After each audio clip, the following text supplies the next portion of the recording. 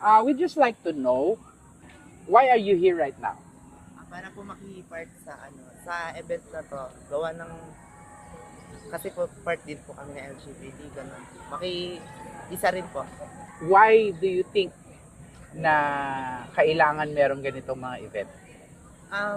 Para po sa akin kasi po this po event parang po protesta po yung ginagawa namin para po sa mga makilala or i-respect po yung part po ng LGBT ganun. Okay. Parang po pinapakita po ng event na to na iisa lang po ang ginawa ng Diyos ganyan. Kahit po bakla kami or tomboy ganun. Kasi po yung iba po kasi iba po yung thinking. Okay, na-mention mo yung Diyos. So, merong two sides dito sa debate na to, di ba? What is your side dito sa debate? Ano ba ang pinaglalaban ninyo rito?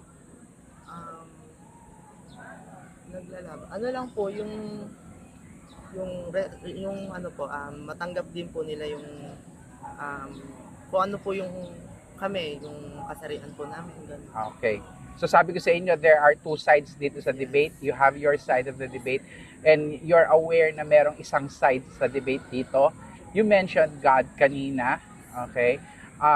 Ito yung isang side ng debate. Ito ang sinasabi na God only made man and woman, male and female.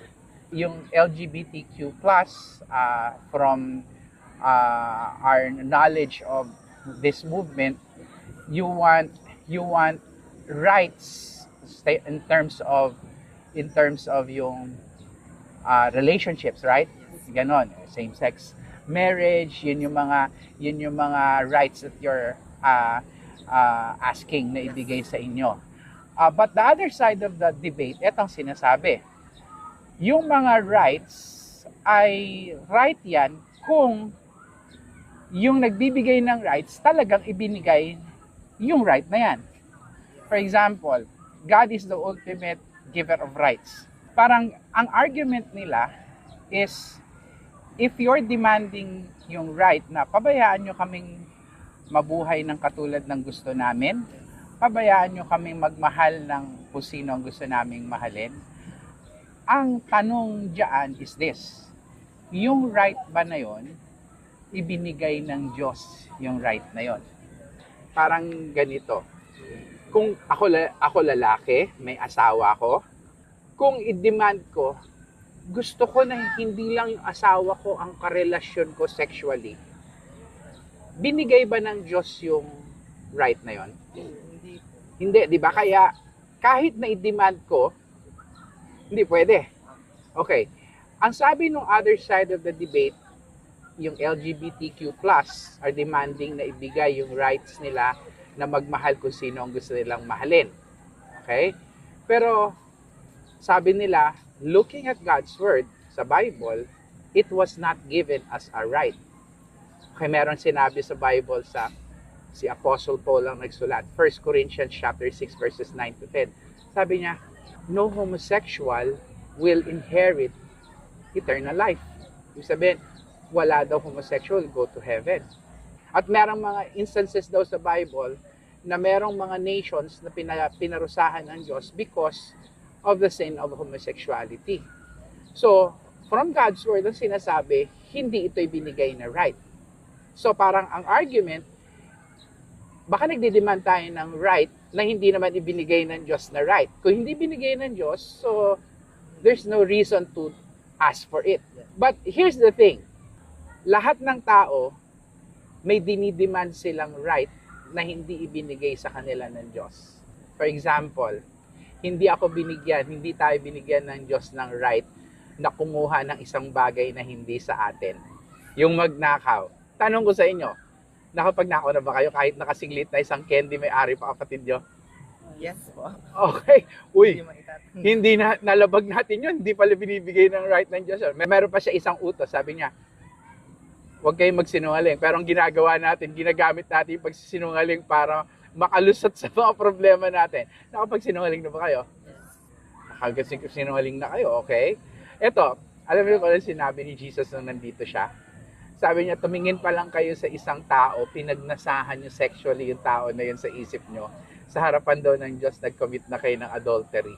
Nagawa niyo na ba tumingin na may pagdanasa sa isang tao? So, ibig sabihin, sa harapan ng Diyos, naging adulterer na kayo. Alam niyo kung anong bringing up ko sa inyo? Yung 10 Commandments ng Diyos. 3 sa 10 Commandments, binigay ko sa inyo. 3 doon sa inilabas ko, meron pang 7, hindi ko na inilabas, pero sa 3 sa inilabas ko, bagsak kayo.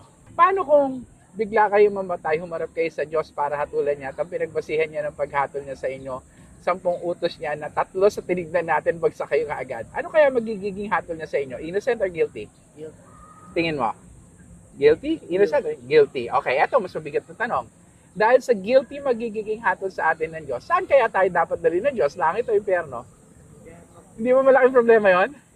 Malaking problema yon dahil nung nandito si Jesus, sabi niya, impyerno, isang lugar na may apoy na hindi namamatay, mga uod na hindi namamatay, pag pumasok ka doon, wala nang labasan.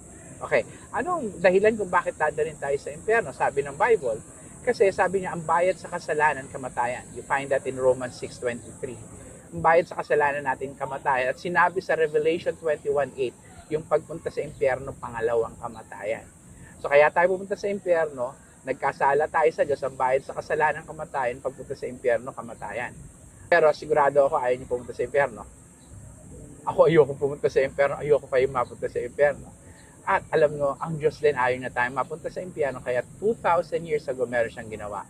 Si Jesus na Diyos, siya ang may likha ng lahat na nakikita natin, pati namang hindi natin nakikita, bumabahas sa lupa, nagkatawang tao, nabuhay na katulad natin, pero ni minsan di siya gumawa ng kasalanan. Pero pagkaraan ng 33 years, ipinako siya sa krus, doon siya pinarusahan, pinayad, doon siya pinastos, doon siya pinatay.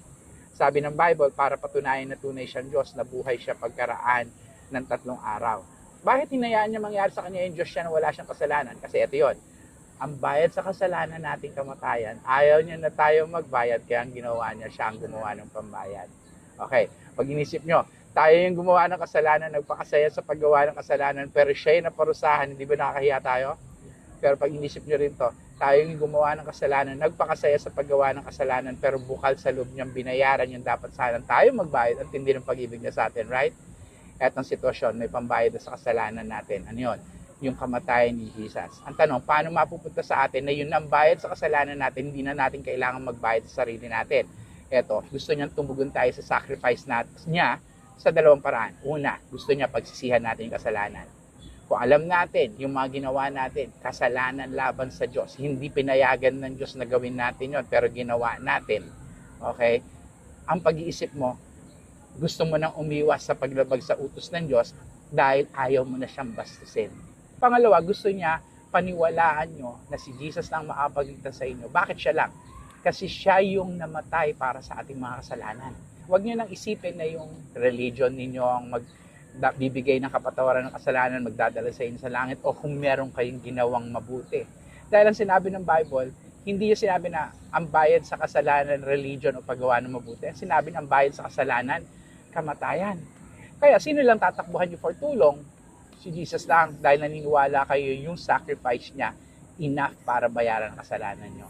Ang pangako ng Diyos, kung gagawin niyo yun, magsisisi kayo sa kasalanan niyo, mananampalataya na si Jesus na makapagligtas sa inyo, pakinggan niyo yung sinabi niya sa John 3:16. Sabi niya, sapagkat gano'n na lamang ang pag-ibig ng Diyos sa sanlibutan, ibinigay niya ang kanya nag-iisang anak, si Jesus yon, upang kung sino man sa kanya manampalataya, maniwala siya na makapagligtas sa inyo, pagkatapos siya pagsisihan, of course, ang kasalanan ninyo, hindi na mapapahamak. Ang ibig sabihin nun, hindi na pupunta sa impyerno, kundi bibigyan ng buhay na walang hanggan sa langit. Ang alok sa atin ng Diyos, kung handa tayo magsisi sa kasalanan, maniwala na siya na makapagligtas sa atin, kapatawaran sa kasalanan, buhay sa langit, hindi sa impyerno. Huling tanong, dito ako magtatapos. Mahal niyo ba sarili ninyo? Yes po. Kung tunay niyo mahal ang sarili ninyo, sana naintindihan niyo itong oras na ito, may malaki kayong problema. Ano yun? Dahil sa kasalanan natin dito sa banal at makapangyarihan Diyos, pag bigla tayo namatay, dire-diretso tayo sa impyerno.